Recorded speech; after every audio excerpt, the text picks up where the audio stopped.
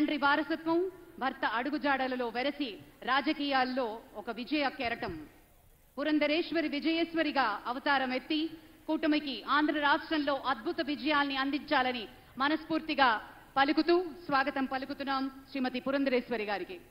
నాటి రోజుల్లో నరేంద్ర మోదీ గారి ప్రభుత్వంలో ఒక ప్రత్యేకమైనటువంటి శాఖకి మంత్రివర్యులుగా పనిచేసిన, ఇప్పుడు ఆంధ్రప్రదేశ్ రాష్ట్రంలో భారతీయ జనతా పార్టీ అధ్యక్షురాలిగా పెద్దలు శ్రీ నరేంద్ర మోదీ గారు, అమిత్ షా గారు ఇత్యాది వారి యొక్క చూపినటువంటి తోవలు, ఆ మార్గదర్శకత్వంలో విశేషమైనటువంటి గమనంతో వెళ్లి విజయాన్ని సాధించినటువంటి వారికి స్వాగతం పలుకుతూ ఉన్నాం.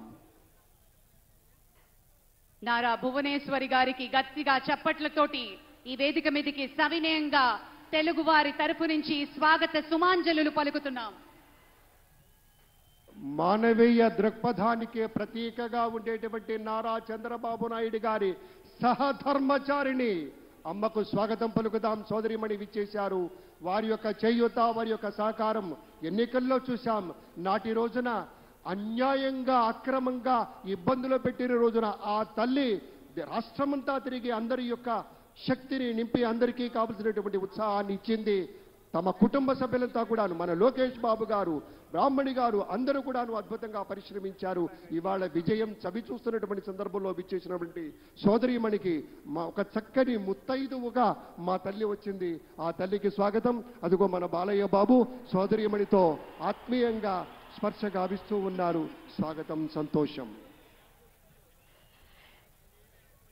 ఇది ఆత్మీయ ప్రమాణ స్వీకార మహోత్సవంగా ప్రతి ఒక్కళ్ళం పరిగణిస్తున్నాం.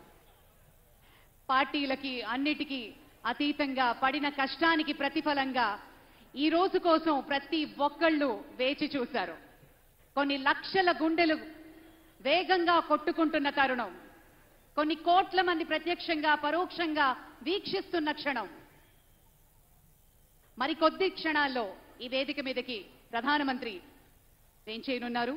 అలాగే గవర్నర్ శ్రీ అబ్దుల్ నజీర్ గారు